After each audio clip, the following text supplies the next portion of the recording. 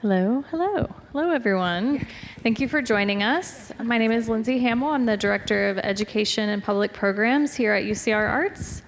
Welcome to our program today, Fortuitous Encounters, a conversation with Lenard Smith and Rebecca Morse.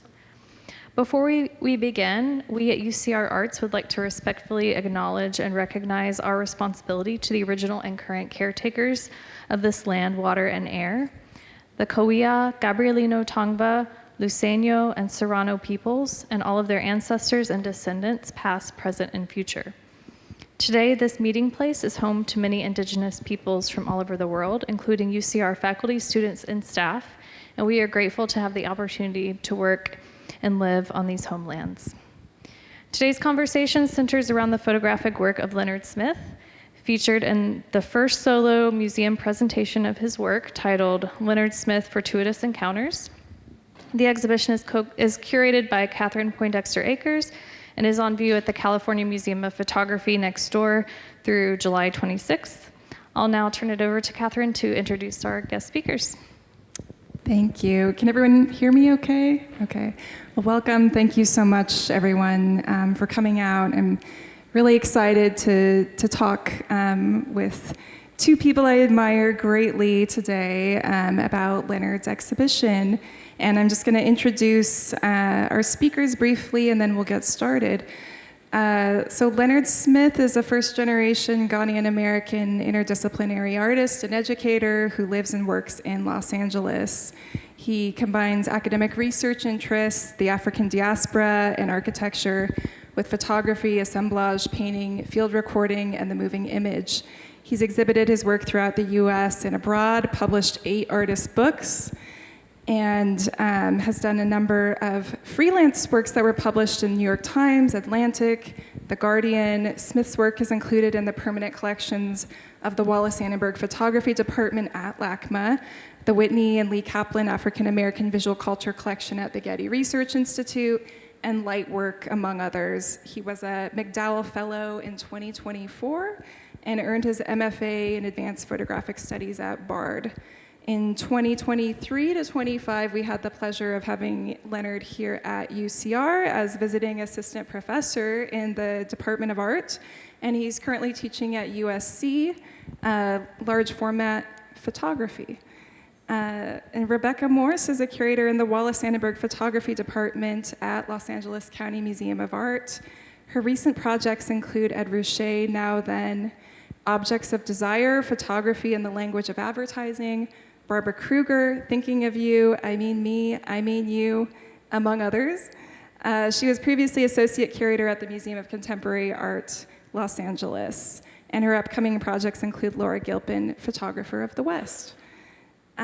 So I wanted to just briefly introduce Lenard's exhibition. Some of you I know have probably seen the exhibition, some of you may have not, and there will be an opportunity afterward to peruse the exhibition next door in the California Museum of Photography building. But to give a brief introduction, this is a studio work by Lenard that depicts still life tableau, 2 different series of work. This is his first solo museum presentation. His photographs take inspiration from other types of artistic media often, including African brutalist architecture and a range of other media. And his assemblages range from photographic equipment and theory to found objects and detritus, signifiers of Black identity and culture. Smith situates himself within the lineage of Charles Baudelaire's figure of the rag picker in his pursuit of creating unusual yet productive juxtapositions with found or cast-off objects. And he intertwines objects that are highly legible and personal and interwoven with social identity, with those that are more estranged or unfamiliar. The 2 bodies of work on view are Fortuitous Encounter from 2018 to 20 and Melancholy Objects from 2022. And both titles of series refer to the writing of photography critic Susan Sontag. And we're going to I wanted to first include, we're going to focus on Lenard's work today, but just to give a brief kind of historical nod here to the many generations of artists who have, because today we're focusing on artists who have incorporated the language of commercial art or advertising, like Lenard has. Just a brief overview of a few artists who have done similar things throughout the years here that I'll scroll through rather quickly, but Will Connell, we have the central archive of his work here at the California Museum of Photography, and Paul Outerbridge. And I've purposely selected, some of these artists do have dual practices like Lenard across commercial work and artistic work. For these few slides, I purposely selected those that are working artistically in these cases, but evoke commercial art aesthetics. So I just showed some images from the 20s, and then, of course, some pictures generations artists from the 80s here. And then as we get into the aughts and later, a few representatives who've used these kind of strategies: Elad Lasry, Sarah Swinar, Christopher Williams. And we thought we'd spend a little time with three particular images of Lenard's and do a kind of slow-looking meditation analysis of these particular images in relation to the topic at hand while engaging with some particular related prompts. So we selected a few images that show variety in terms of the strategies that he adopts here. And I think we'll kind of oscillate between speaking about the images and some specific prompts. And I wanted to start by asking Lenard to tell us a little bit about how you started working this way artistically and employing this kind of aesthetic that we might see as related to commercial art or advertising. And then, if you could speak a little about your process working artistically in this vein versus doing freelance or commercial work. Thanks, Katie. Thank you all for joining us this evening. Thank you, Rebecca, for joining us as well. Yeah, I guess in terms of how I got to making still life photographs, making assemblage compositions, it started off with the opportunity of working commercially for a small sunglasses brand, and they were kind of asking me some ideas that I had for photographing the sunglasses and making the sunglasses look cool.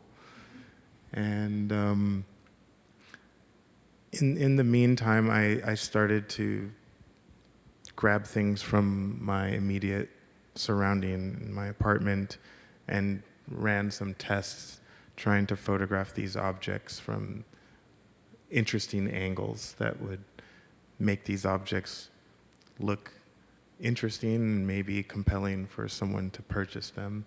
And so I experimented with lighting. I also experimented with just the shapes of the objects that I was drawn to. And then in terms of maybe this image specifically, I sort of progressed from the struggles of just working commercially to trying to make my own work that was similar, shot on a tabletop with various colored backdrops, usually paper backdrops.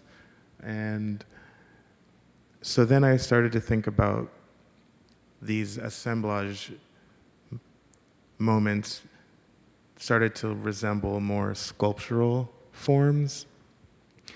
And then it was about thinking, I guess I was thinking more about sculpture, monuments, and also architecture.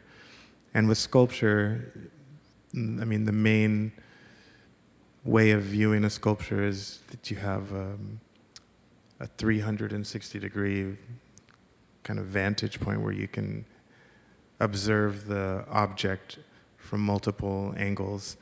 And in terms of photographing objects, I would have to like find the best angle in as far as pointing the camera at those objects. And so I guess I was trying to experiment with our eyes' perspective on what happens when I take one of these children's Tupperware lids and slant it maybe 45-degree angle. Does that create movement for our eye across the frame? And then what happens if I'm resting one of the lids on top of another lid? What does that tension do? And then continuing to rest these lids on this piece of wood, it gives us this moment where we understand that there is a depth and there is a point of this composition that we can actually observe just from the camera's viewpoint, I guess. And so, yeah, the colors are also important, and I think we all kind of respond to colors and have an emotional connection to specific colors. And I personally have been drawn to the Bauhaus movement, some of the early drawings that used these primary colors along with line drawings for architecture.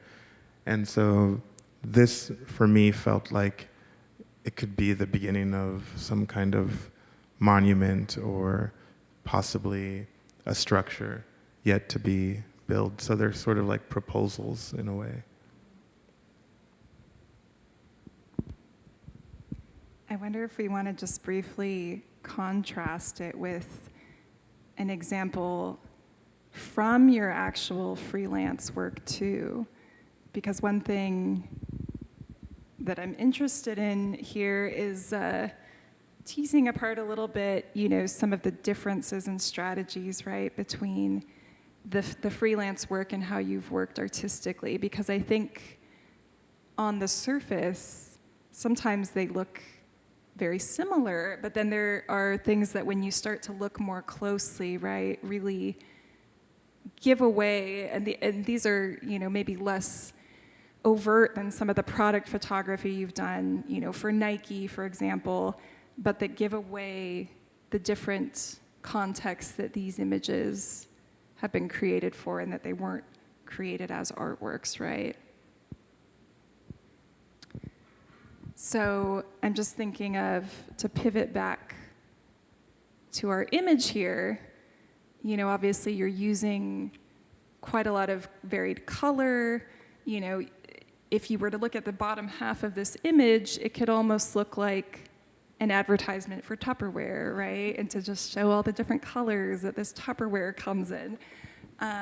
But then we see this kind of strange rod bisecting it, right? And suddenly the viewer is a little confused about, where is my attention supposed to be in this image?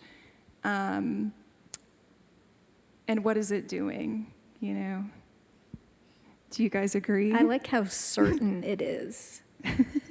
And then when you start to investigate it, there is some wonder about, and from kind of an advertising perspective, where it's pointing you, what it's asking you to do, because of course advertising is sort of a manipulative way of bringing people in, showing them a problem and then showing them a solution.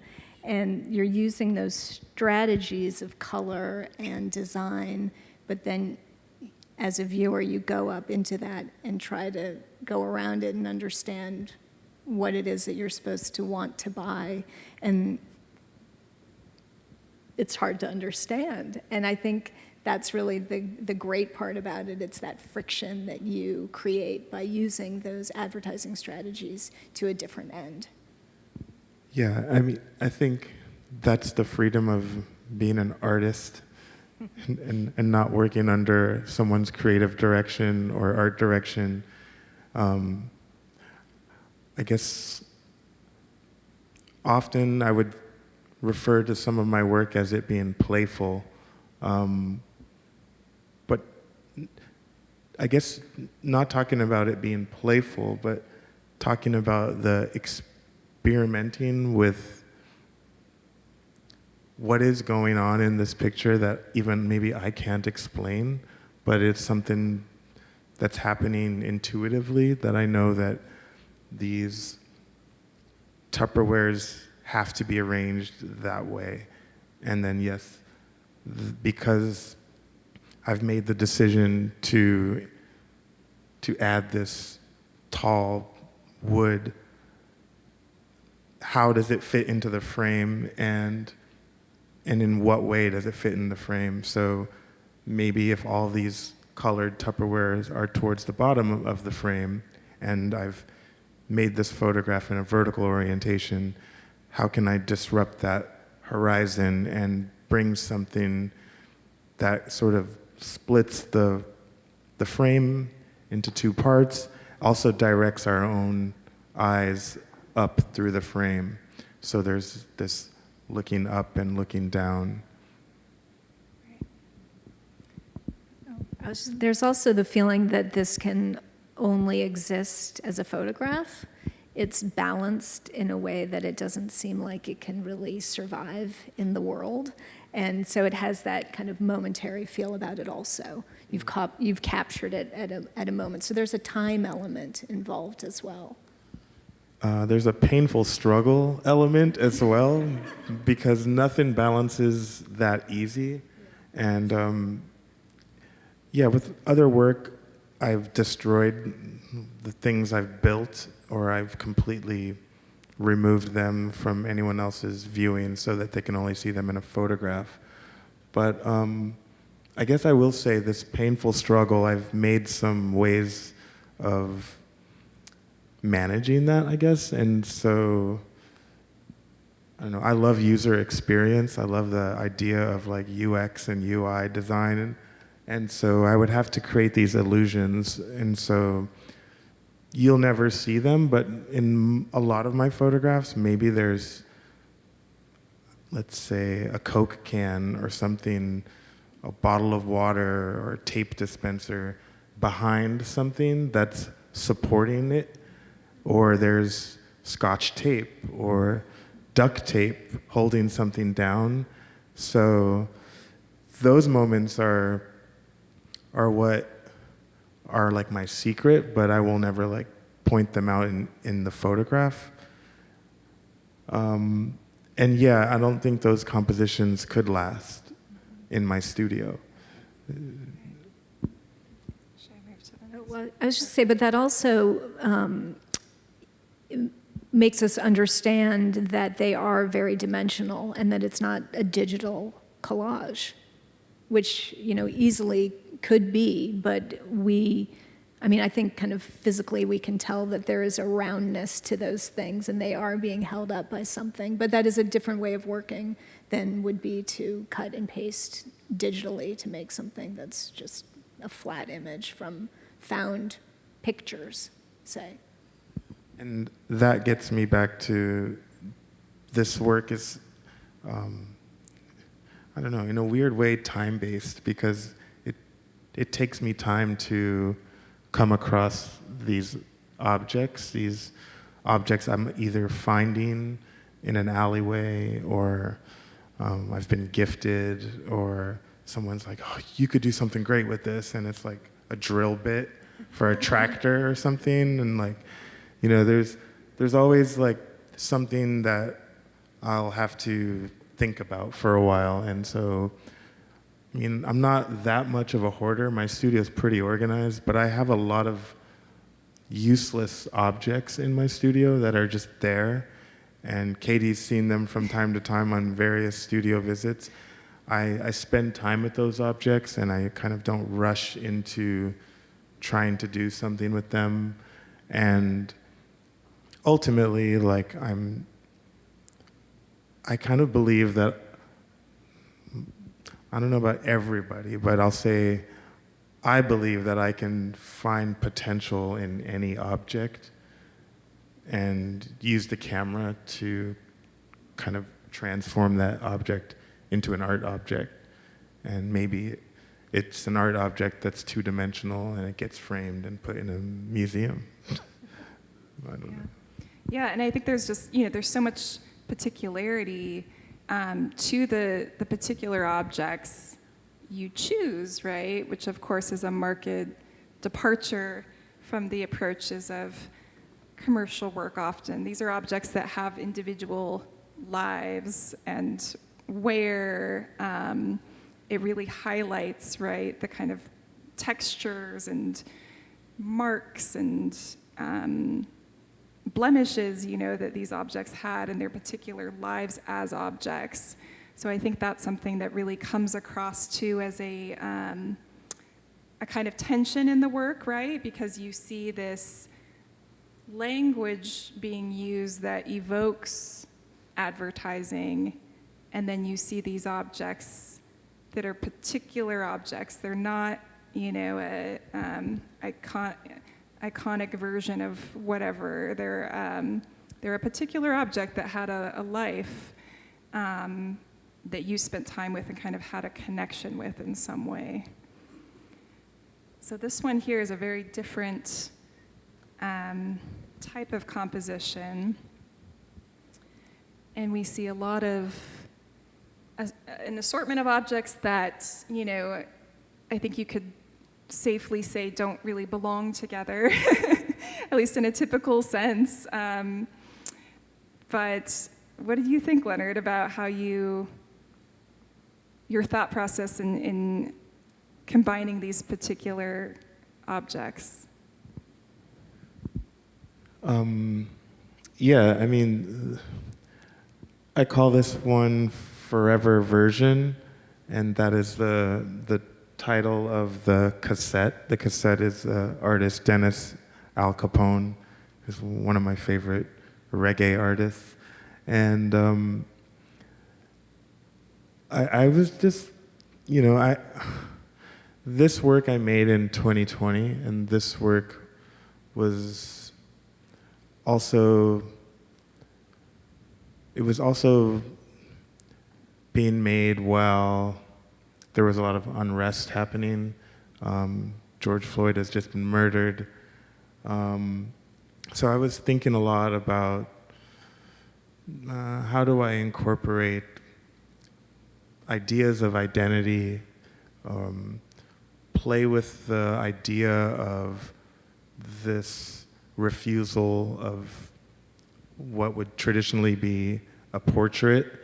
And so I was like starting to make a bunch of clippings, and this picture of Eric B. and Rakim, the rapper Rakim, in this jacket, he's got, it could be like a window display for a barber shop for black hair. I mean, but the jacket's like so cool. He's got a gold chain on, and he's not looking at the camera in that picture, in the clipping. He's looking away, so the viewer can immediately see this black body, but I have this strange like ceramic planter pot thing that I just really liked the opening of it and its architectural presence as an object. And so I tried to like build up with more objects this still life composition and kind of have Rakim looking into that void of the inside of that planter. The anchovies, it just started to like, for me, like how can I get a little absurd, or how far can I push this, but like not to go too crazy and just put things in this composition that might not make sense to the viewer. Maybe they'll find someone who thinks sardines are funny just from like the way they look, but the fact that they're there and they're being juxtaposed with this hose from a car or an old camera, which I can't find that film anymore. So a lot of the objects, I'm also drawn to these inventions that are no longer being used as they were intended. And so how can I create these new moments of inquiry in objects that might have some tension loaded into them? The rope is one.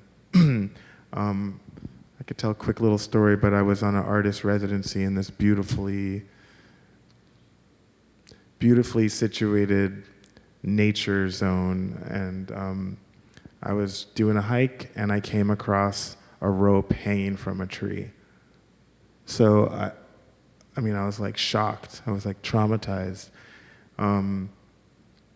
You know, a black person in the middle of the wilderness or the woods and seeing a rope hanging from a tree that could be, it's like shocking, right? And the rope was actually from a tree swing, but the piece of wood that connected to the rope had probably fallen into the pond that this rope was still dangling from the tree hanging above. And so, yeah, the rope for me it's had its moment in history that can be painful in a way. And so grappling with objects that might make myself feel uncomfortable is a way for me to, I guess, reflect a little bit more about my own identity, my relationship to the diaspora and the histories of the diaspora. And so they're kind of scrutable to you in a way that's distinct, I think, from the viewer, because there's also the semiotic searching, right, for how do these things fit together? What kind of story do they tell that I think people are naturally inclined to think about? And they're kind of befuddled, right, often with some of the juxtapositions that you make in a way that's really productive, I think, for keeping the viewer engaged in the image. I mean, technically, I'll say that there is a horizon in these photos. Mm-hmm. So I doing my best to create a kind of an even spacing, a comfortable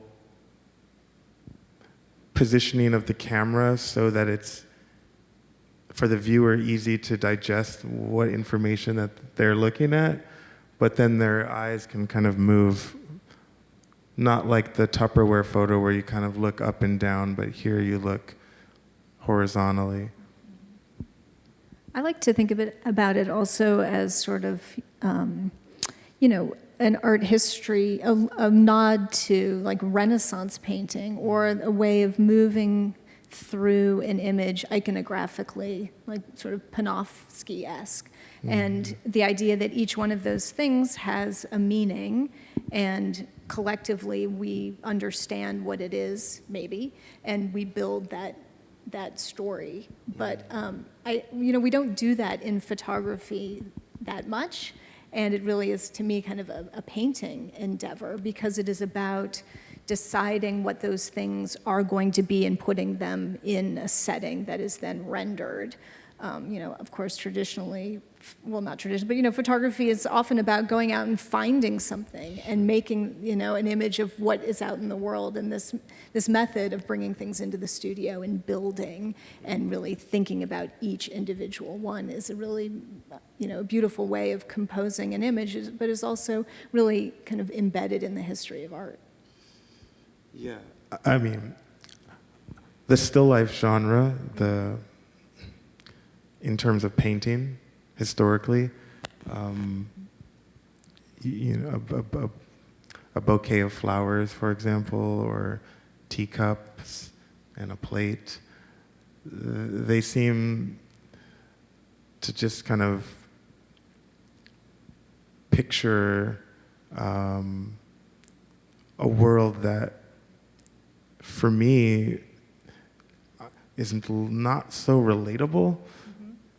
But what is relatable is, like, every day I walk on the street, I see something on the ground, you know, or you go to a Goodwill and those aisles are filled with these objects that could be in my photographs or anyone's photographs.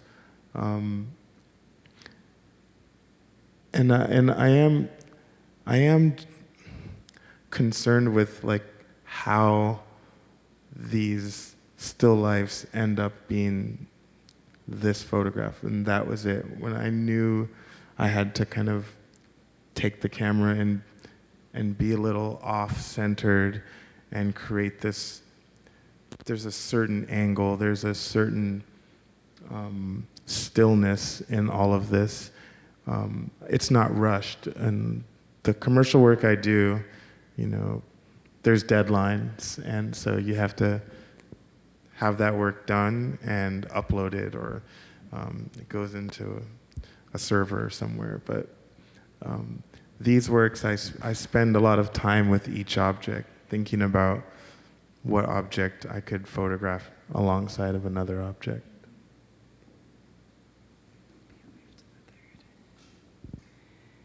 So this is a very different strategy in this one as well, with, you know, a good dose of humor, I think, also. And again, we have that, you know, basic isolation sort of approach on the backdrop, which, you know, often accompanies commercial photography, of course, too. But what we're seeing here, of course, is not a pristine product to be sold, but a very heavily worn sock with this little kind of artificial toe poking through. What did you set out to do when making this image? I mean, I guess the joke is on me, because now I have to, like, tell you all about maybe my feet. But there was a moment that I had gone to my drawer and grabbed the sock, and there was a hole in my big toe. And then I would grab another pair of socks, and there was also another hole in my big toe. And so those socks are out of the rotation, but they go to my studio. I thought, okay, let me, like, make a sculpture and try to make a toe coming out of that hole. And so that was the first photograph on this blue sock, and I call it "There is a Hole in My Sock 1."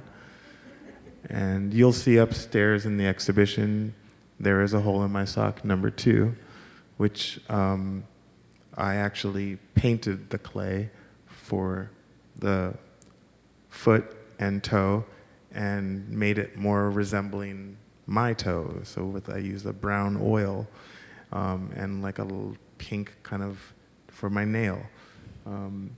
And so, yeah, there was a little bit of an attempt to make a photograph of an object, also to have an intervention into what I could do with that object that ended up in my studio. And the socks themselves, obviously, they're photographed in a way that makes them feel, or the foot sock sculpture, that it's like important. And maybe at first you don't understand that it's now photography intersecting with sculpture, but at the end, that is kind of what happened. There's no real assemblage happening here. It's still life photography. It's documentation photography of a sculpture work. And I wanted to maybe talk for a second just about still life photographs, a little bit more broadly, because I think there's a constructedness and a control that can equally attract artists and advertisers, right?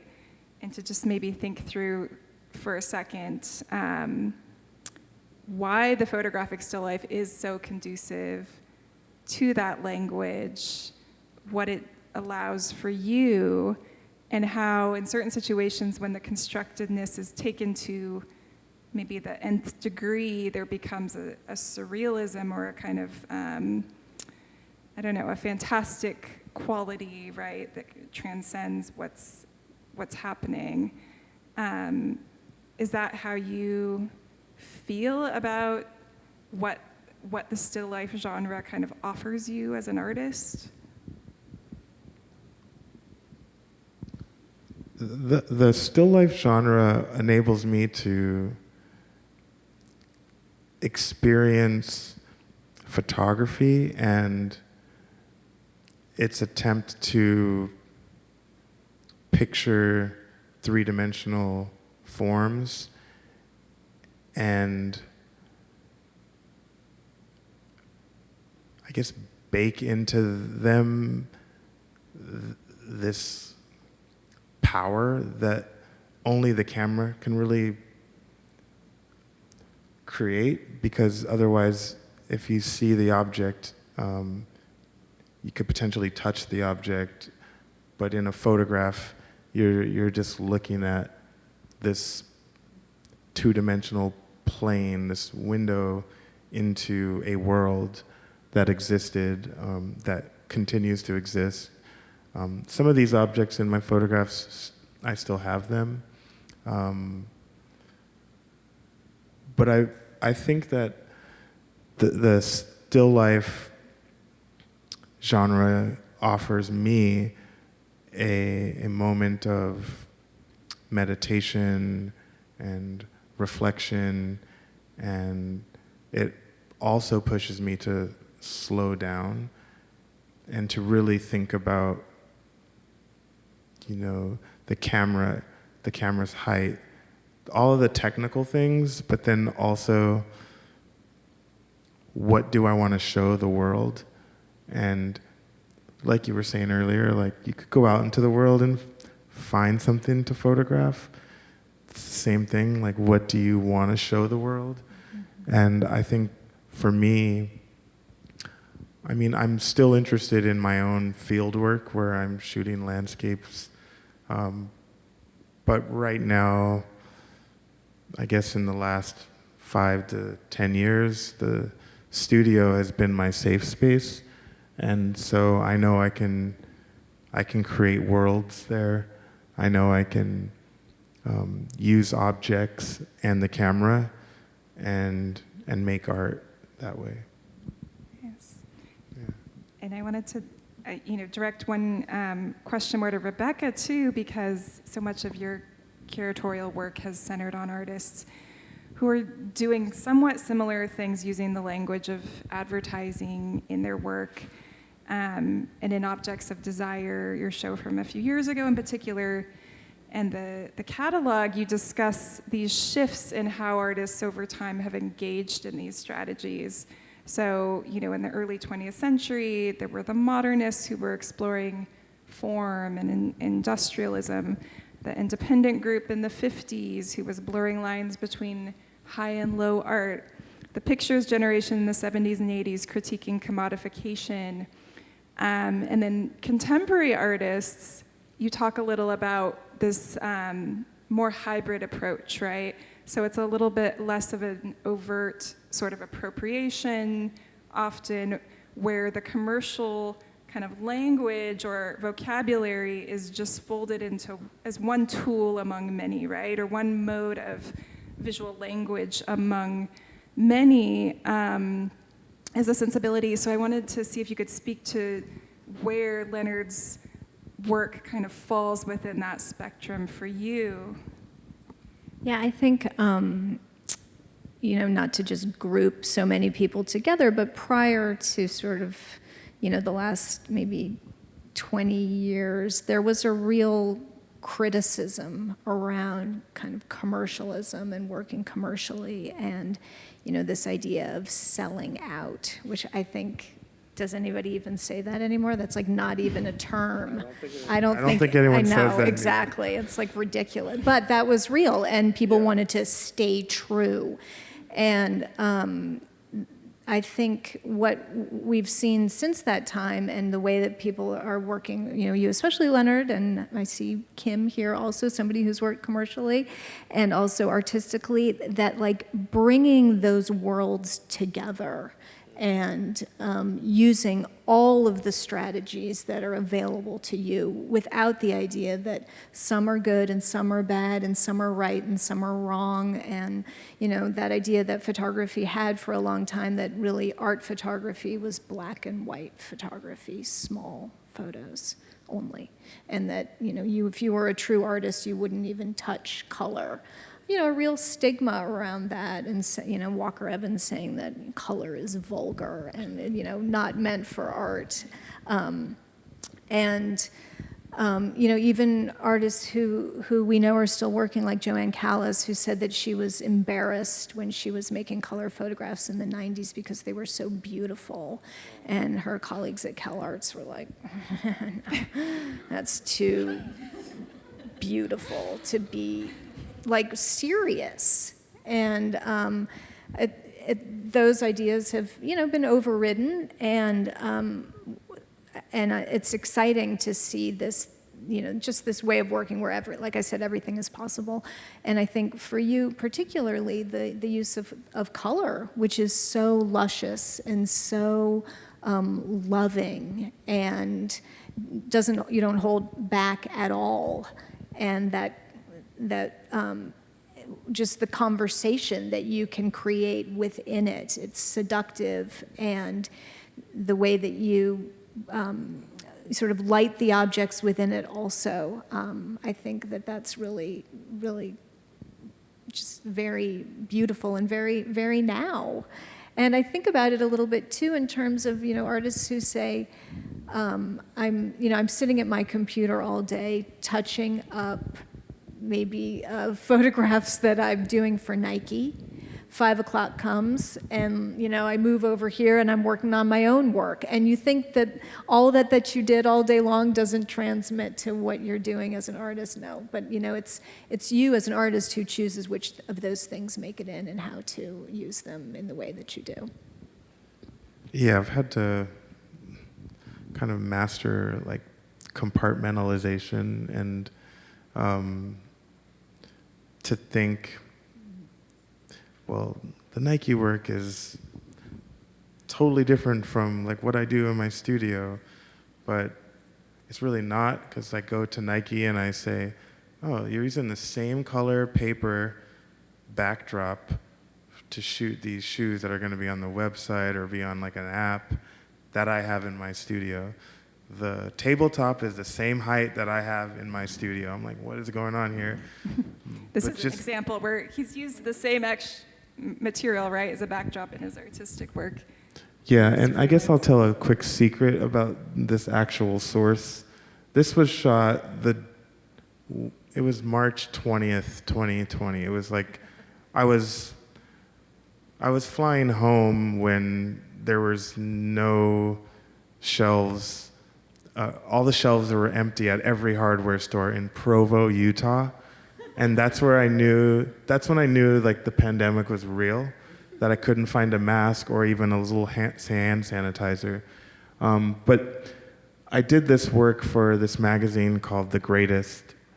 The bigger company is called GOAT, and they had commissioned me to photograph this amazing design studio in Provo, Utah, of all places, called Actual Source. They also publish books and have become friends of mine. And they wanted me to photograph all their objects just because they'd seen my still life photography. So I flew there. It was like a 4-day thing. They put me in an Airbnb. But, they didn't have budget for any like rental equipment. So I went to a hardware store and I found this like drop cloth paper. And I've since used this paper a lot in a lot of my own work, and made the photograph on a table circular like this in an Airbnb, with a bunch of objects that they had given me and random objects that I found in the Airbnb is what I used to make the work. I was there for like a few days and then I left. But yeah, these were these pencils that they made, and so you can sharpen them from both sides.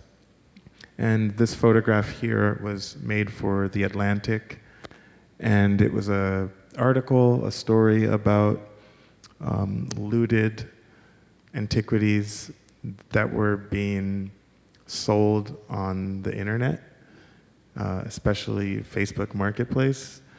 And so they gave me creative control to come up with a still life arrangement that would kind of tell the story about what the person who was going to be writing the article about. And I just thought this backgammon briefcase that I have with the map on it was perfect. And then I just decided I was going to find a picture, I think it was Syria, and I just printed it out. And then the technology of the mouse and the keyboard and so on, all the other objects kind of fell into place. And that was an image, that aspect ratio was used for a banner on their website. I think we may be approaching our time, if I'm not mistaken. Are we okay?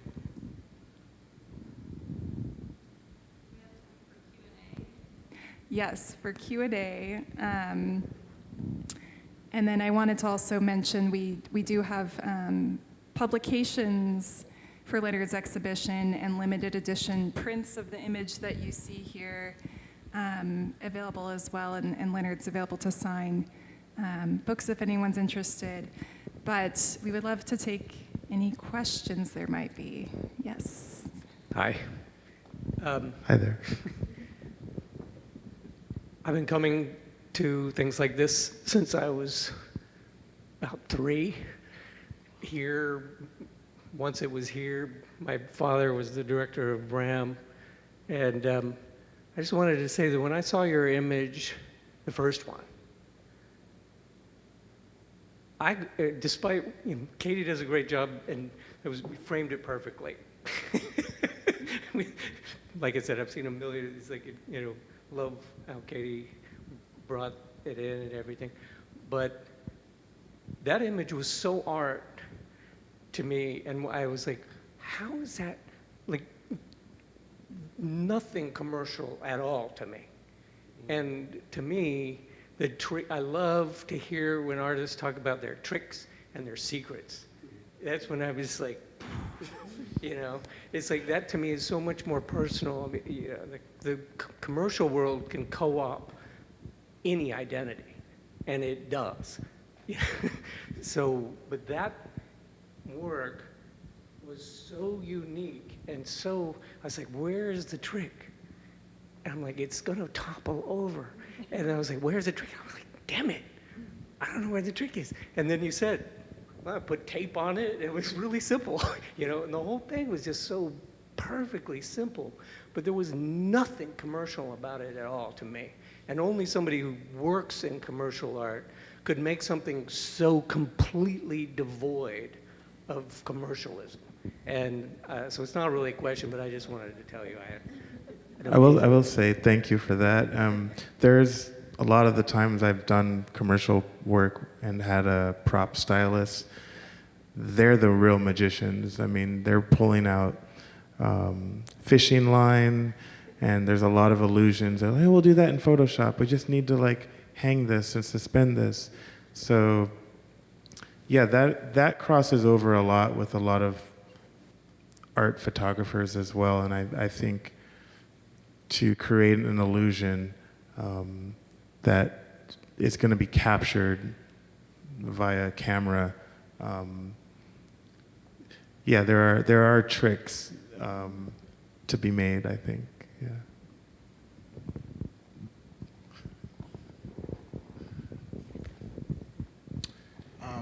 So this kind of relates to the question that he had, but for me, I've been thinking about this question of tone, because I see a lot of these images as having a kind of humor to them, a specific type of comedy.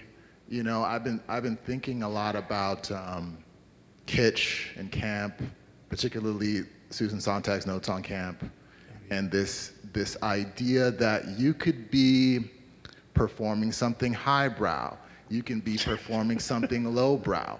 What are the sort of politics of that? And you sort of talked briefly about this sort of ability this sort of transformative ability of turning an object into a piece of fine art. And I think about this idea of commercial photography as oftentimes, depending on the era, whether it's drawing upon art or whether art is drawing upon commercial art, you know, and these sort of nuanced differences. Because when I think about your work, because I'm, you know, as a photographer and professor of photography, I'm very aware of the sort of history of commercial photography, right, and advertising photography, and this idea that that is, I feel like it's about procuring the language of the history of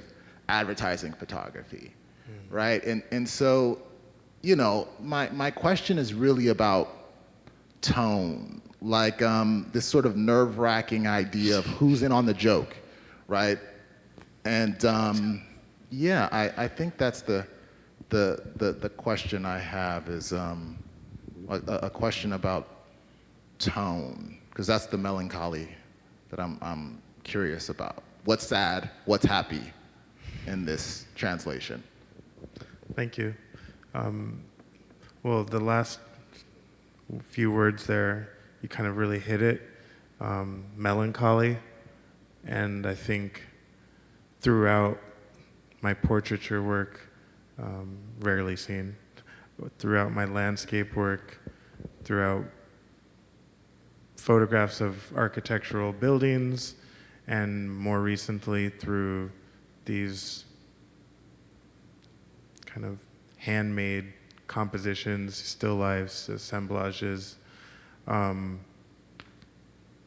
There is a tone, and that tone, I guess I was trying to develop my own visual language over the years, and hopefully it would carry over so that I wasn't like making photographs of a building, but then you're like, this doesn't look like anything that you do. So I've been trying to maintain that tone, a thread through all of the work that I make. And yeah, there's a book that came out with the Fortuitous Encounters. We have the Melancholy Objects. That came from, I guess, my diving in to researching about photography and who's one of the most well-known critics, and it was Susan Sontag. So understanding that the work could have a tone set by this framework of it being a melancholy object, I realized that that was kind of right along the lines of how I make work anyway. The kind of, nothing is overtly screaming out. I don't know, maybe you can help me with this, but I don't believe my still life arrangements are extremely contrived. I feel like they're both personal and telling for how I see the world. I mean, maybe if you think about the objects as being sort of words and they're assembled into kind of a poem that then reads with a certain, I think tone is a great, I love that. And you are incredibly consistent with that. So it is a matter of how you achieve it, but it is, I mean, it's your work. It's my work. I'm not trying to make a joke that anyone can't get in this work, that's for sure. I think you've definitely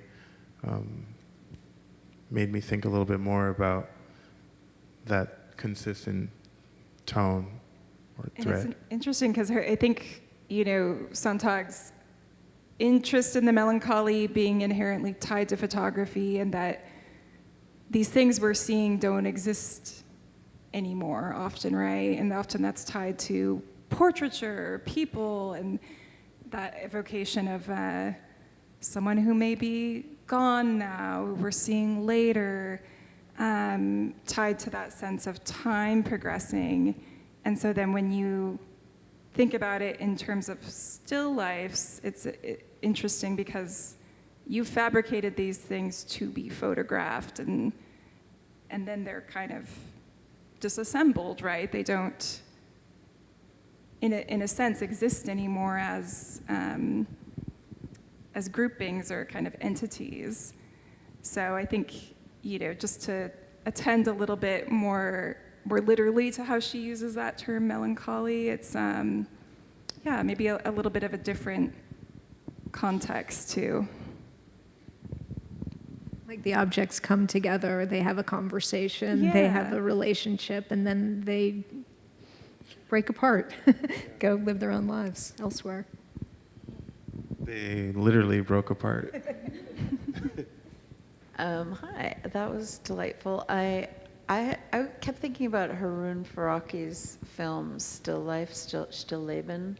I wonder if you've seen this, and my thoughts around this and your work have to do with, in that film, Haroon Faraki's filming still life photographers, commercial photographers, and like the very exacting attention to how they create the effects that are in the picture, which are often kind of like you were saying, comic, like I'm putting a Coke can behind it and I'm putting this, like the sort of pulling the strings of the puppet show. And it's an hour-long film, and it just made me think, like, have you ever thought about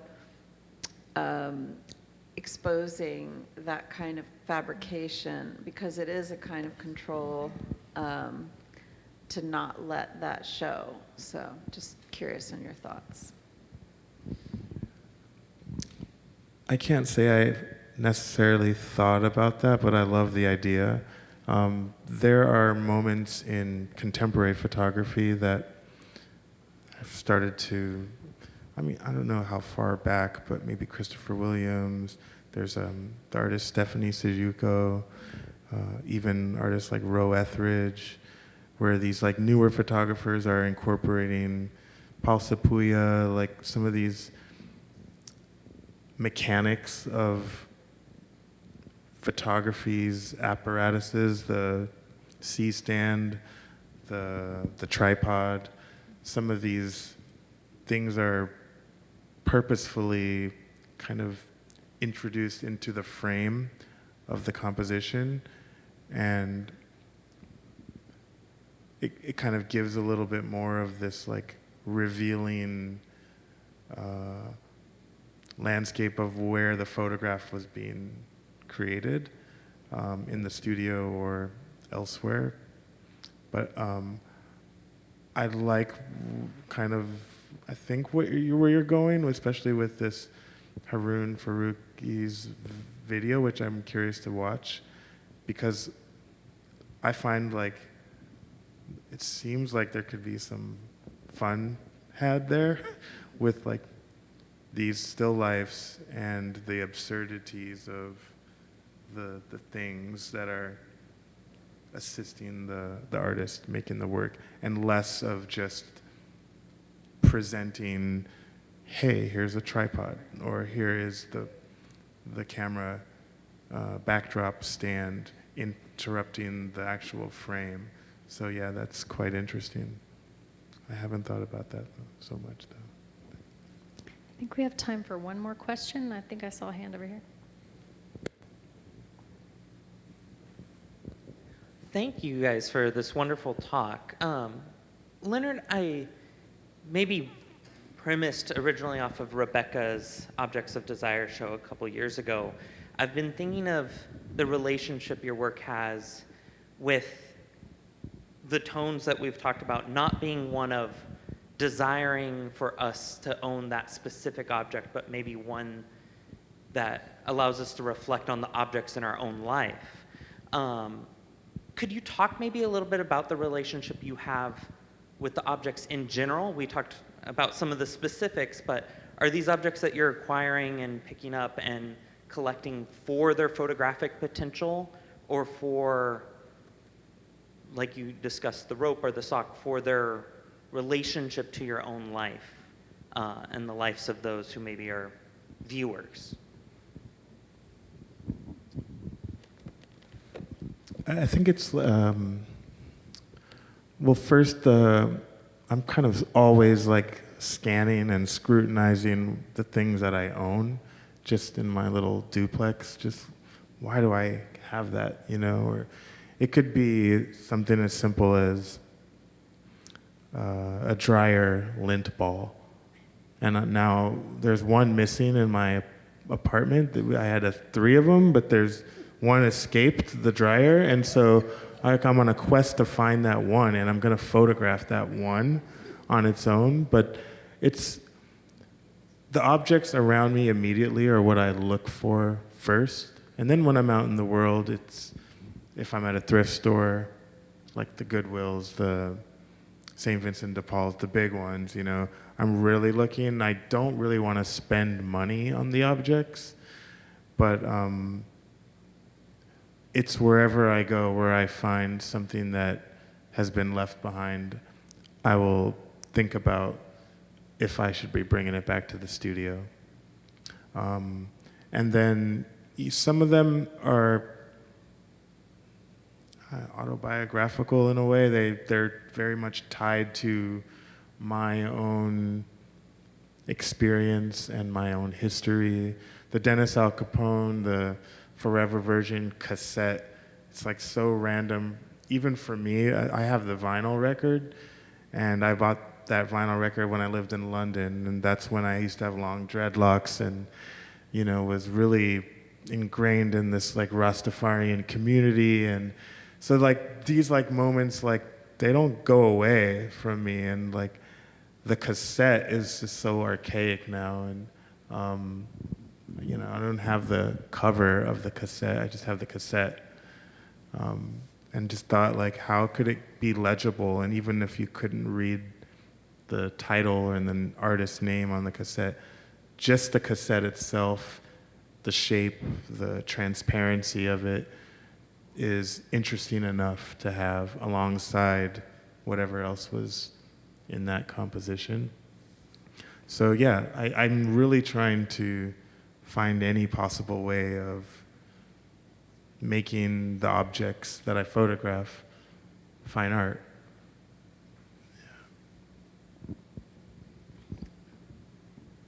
Okay, well, thank you everyone so much. I think this was just such a illuminating conversation to be part of, and we're going to invite everyone next door to view the exhibition on the second floor of the CMP if you haven't seen it already, or even if you have seen it and want to return to it. And thank you again. Yeah. Thank you, everyone. Thank you, for everyone. coming.